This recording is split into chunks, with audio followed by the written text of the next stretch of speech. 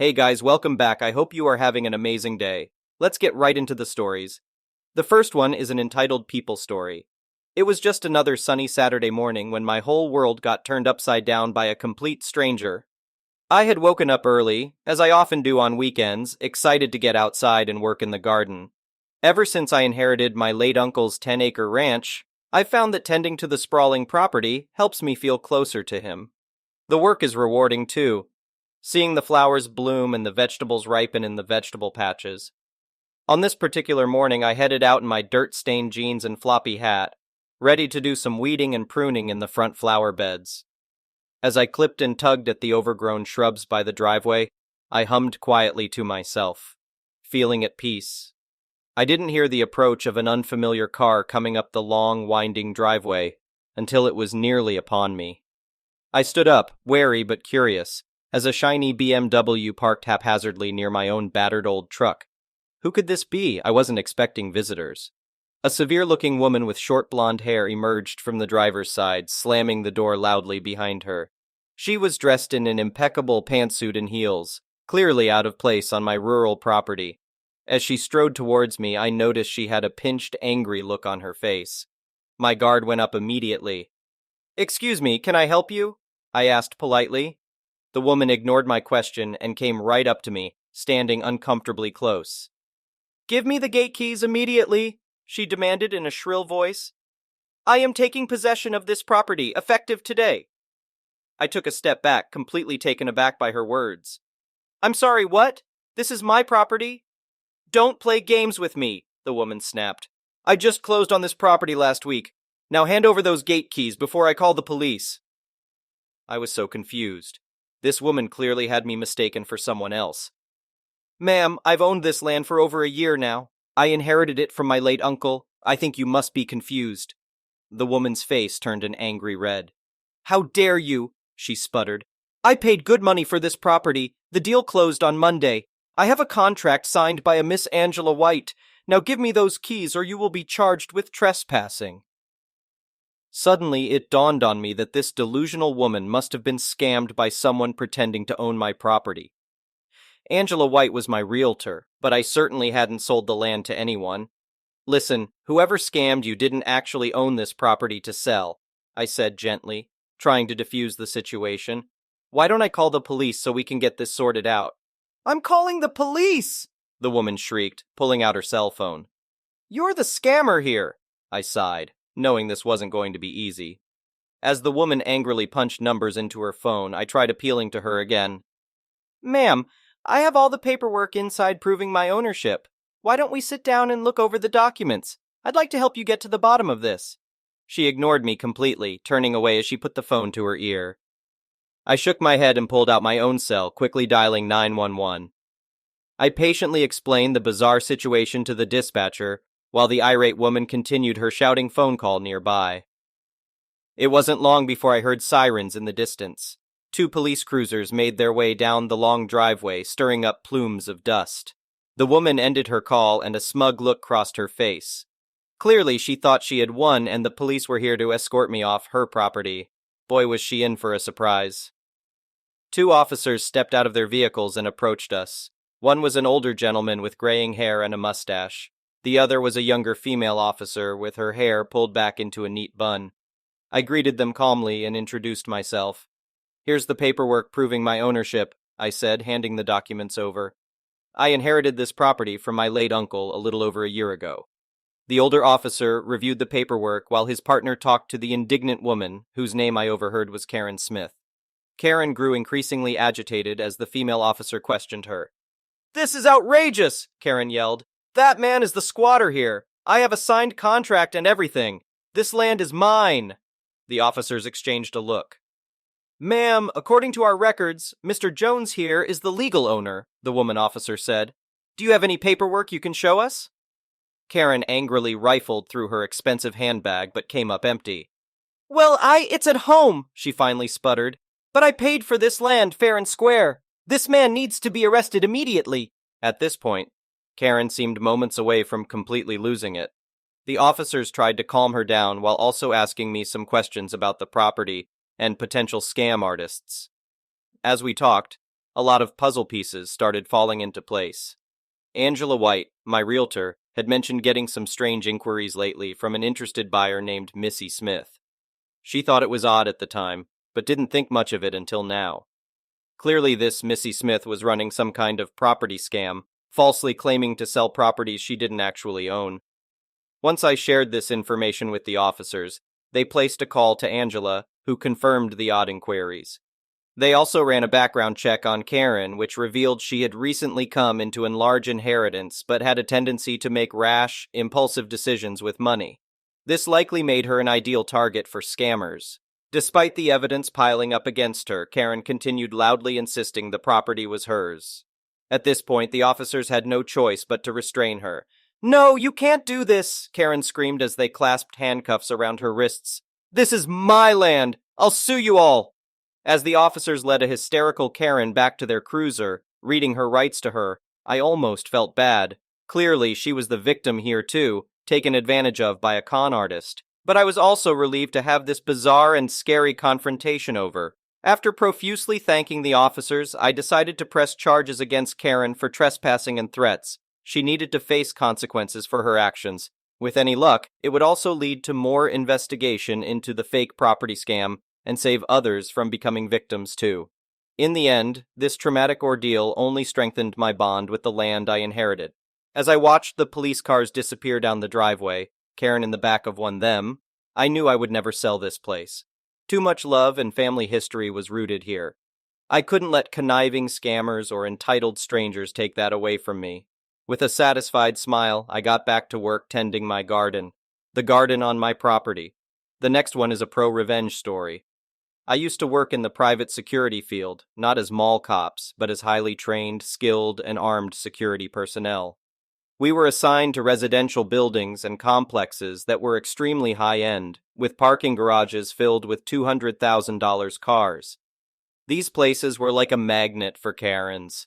Imagine apartments full of entitled Karens and teenagers. However, the owner of the company was awesome. As a cop himself, he understood the challenges we faced. His advice was to be polite but firm when necessary, not taking any nonsense from people. He even joked that if we didn't receive at least 2 complaints a month about insignificant matters, it meant we weren't engaging enough with the residents. Now, this is important for the revenge part. Each supervisor had control over 15 properties. While regular officers patrolled them, we were responsible for assisting with evictions, attending security-related town halls, and determining patrol strategies or areas in need of attention. I personally had 12 properties under my supervision. In one particular apartment complex, there was a couple who constantly called us. We had an emergency line open from 6 p.m. to 6 a.m.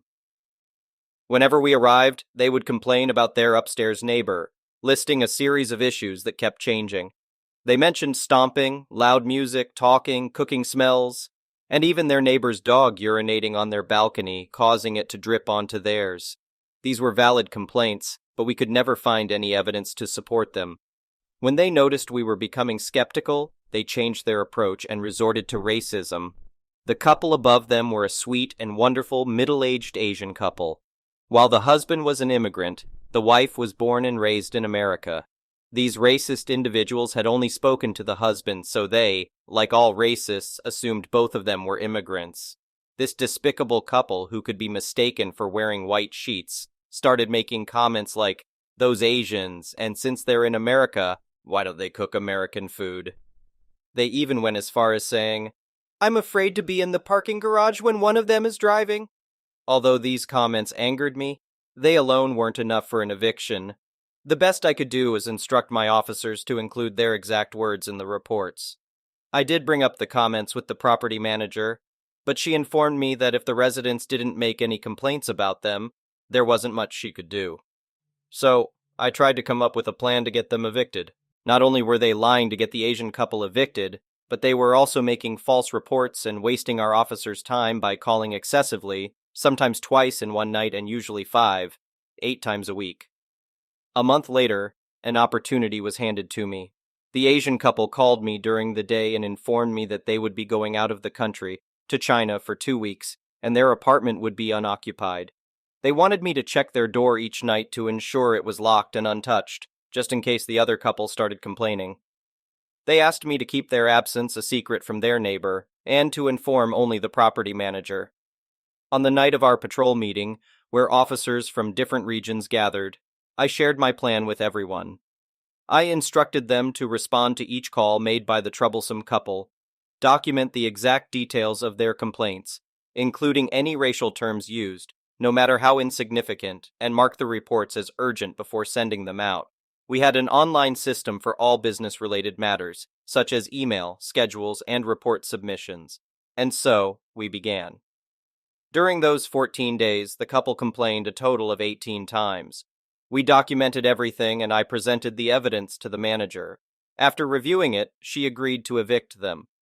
It's worth noting that the client had to pay more for emergency response than regular patrols. Therefore, their lies were costing them money.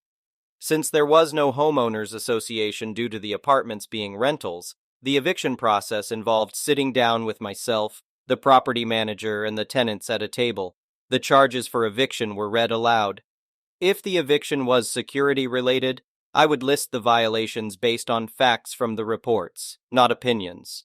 The tenants received a copy of these reports. They then had the opportunity to speak and ask questions. Finally, the property manager made the decision of whether they would stay or go. The troublemaking couple received a formal letter stating that they were facing eviction and had 10 days to arrange a meeting. If they failed to do so, the eviction process would commence. They scheduled a meeting, and when I arrived, the troublesome couple and the manager were already present. The wife immediately took issue with me being armed.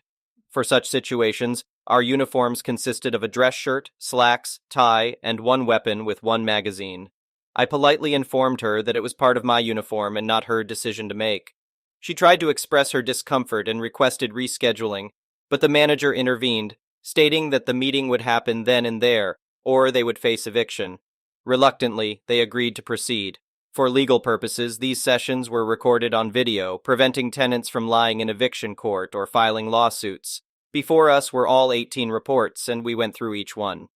I mentioned the time, date, caller, and apartment number for each report. I then read out the details and asked them to point out what they believed to be false and what was true. The only thing they denied were the racial terms. At the end of each report, I stated that the report accurately reflected the fact that the tenants in apartment XYZ were playing loud music, but they claimed the racial comments were false. Each time they answered with a reluctant yes. Around the 7th report, I believe the wife caught on. She began complaining that I was dragging it out. I smiled politely and reminded her that it was my time to present, and she would have ample opportunity to object or ask questions once I was finished. I continued through the rest of the reports, allowing them to build their defense. Once I had finished gathering admissions of their lies, I informed them that the tenants of the mentioned apartment were actually out of the country during the time of those 18 reports. The tenants provided evidence of their absence, and my officers confirmed their apartment was empty during their nightly checks. With a pleasant smile, I concluded my part, but the expression on their faces was a mix of anger and fear. They had no defense. Their argument boiled down to claiming that myself and the manager were favoring immigrants over Americans. Did I mention that the manager was an immigrant? That revelation was like tossing a hand grenade into a collection plate. When they said that, she immediately confirmed it, making matters worse because they accused her of siding with her own kind. Throughout all of this, I remained calm and composed. In my mind, however, I couldn't help but think, oh crap. After a few more racial remarks, the manager cut them off and declared them guilty. She stated that she would process the eviction paperwork with the courts the following morning. To summarize, they were given 14 days to vacate the premises. From what I heard, the judge later extended it to 30 days, but they ruined their chances by hurling racial slurs at him. I had the opportunity to call the kind Asian couple and inform them that it was all over.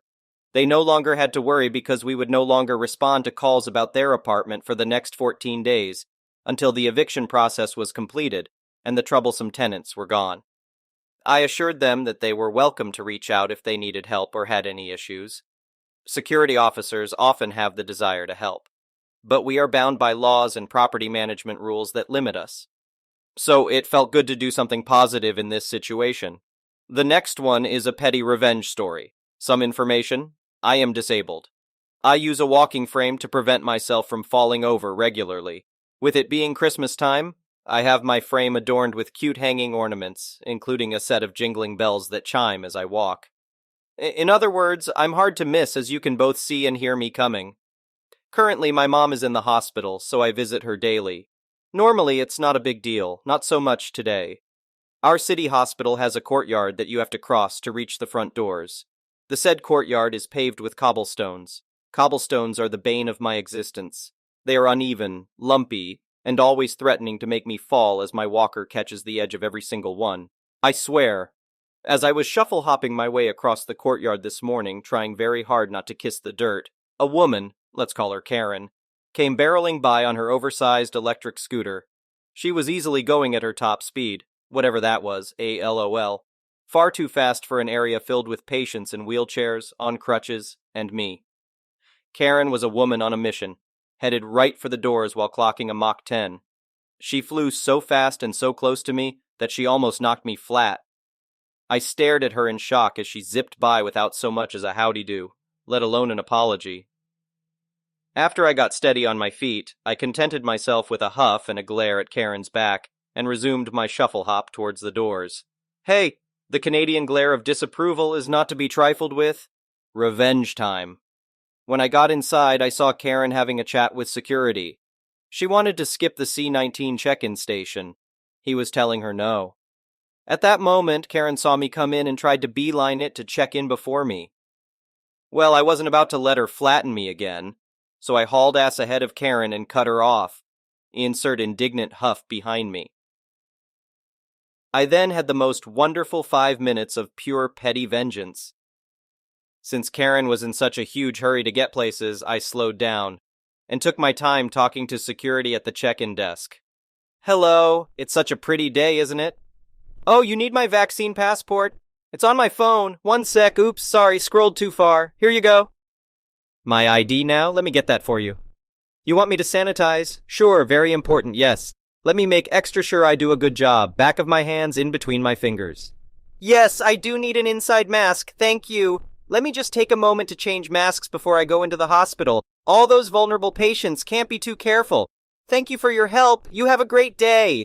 Behind me, Karen was huffing and puffing. I'm very sure security knew exactly what I was up to as she was grinning so big, oh mao. When I was done and started my shuffle hop across the lobby, I heard Karen talking loudly behind me about being late. I gotta admit, it warmed the bottom of my dying heart, and I was beaming behind my mask. Peppermint-scented perfection with some glitter on top. The next one is a malicious compliance story. So, this happened a couple of years ago when I was 19, 20, somewhere around then. As a wee lad, I got a job working at a local superstore while attending college. I was a cashier. It sucked. But honestly, it wasn't as bad as it could have been. My immediate manager helped protect the cashiers from the higher-ups, but those are war stories for another day. As time went on, as it does, eventually, the dreaded holiday season came around. Thanksgiving week, to be exact. I got the week off of school due to the holidays and was scheduled to work a juicy 40 hours that week. But, unfortunately, I was scheduled to work all Thanksgiving and Black Friday. My schedule had Thursdays off, but Thanksgiving falls on a Thursday and I was being forced to work. The good news is at least they fed us a ton of food in the break room. That was honestly nice. But I was bummed that I had to miss the holiday with family since I had prepared to have the day off as I thought I would. Now, before we get into the MC, a quick note. The store did not allow overtime, OT. You were given extra lunches, sent home early, whatever they had to do to avoid paying out. If you got OT, you were either lucky or you had a major problem you were being made to handle. Management was salaried and the enlisted workers were lucky to get 38 plus hours. No extra money for the folks in the trenches. As we are a major store that caters to everything from groceries to electronics, we prepare for a very long week that tends to mark the hustle and bustle of the holiday season as a whole. The energy is pretty low as we all really dread this time of year, and I am extra nervous. This is my first retail job on the front lines during the holidays, and I've heard all the horror stories about what is coming. The store manager, SM, gathers up a lot of the workers for a quick announcement that Monday. He tells us that essentially, we are really behind and have a ton of work to do, And this is going to be a rough and wild week, so he is authorizing any and all OT across all departments from today until Sunday. He told the managers and department heads that if an employee wanted to work, let them work. We need the coverage. Later on, we would discover what he meant was letting us come in on our days off to work an extra shift or two, tack on a nice 8 hours to our paychecks. Whoops. If an employee wants to work a shift, let them work. And oh boy, oh lord, oh gosh, oh golly gee willikers, did we want to work? Let me tell you, we went crazy. I pulled 6 doubles that week. Someone parked their RV in the parking lot and worked, which had to most likely be forbidden due to labor laws. People were working maximum hours. One day I worked so long our manager gave me 3 lunch breaks. Dozens of people jumped at this opportunity. The next day I came in and saw the overnight guys still puttering around. We milked that week for every hour, every cent of possible overtime. I don't recall all the numbers and such directly, but I think I went from a 72-hour paycheck to one that had about 118, and around 42 was OT, which was 1.5x paid. It's been a few years, but those numbers feel right. Also, if you work on Thanksgiving, you are given a single-use 25% off coupon to use in the store on one big order. Since I used my overtime on stuff to buy in the store, it felt like I earned an extra 25% on top of that. Management let it happen. No one said anything to SM that week, and he sat in his office. It was 2 days after that week that some corporate suits showed up and gave him a verbal beating when they realized he blatantly authorized that. I think early on he realized his mistake, but the die was cast, and truth be told, we did need to get the work done. All that OT, and we barely were ready for the open door on Black Friday. He was mad, shouted at a couple of managers after he got yelled at asking why they let us work so much, but they just shrugged. If an employee wants to work a shift, let them. It was immediately dropped, and it was clear it would never be allowed again, and the policy will remain as it was. I bought a TV, a month plus of groceries, Christmas gifts for everyone, a new car battery, 2 new tires, and some random things here and there for myself. It was worth it. I'd do it again in a heartbeat. Thank you for watching. I would really appreciate it if you could like the video and subscribe to our channel if you haven't already. We'll see you again tomorrow.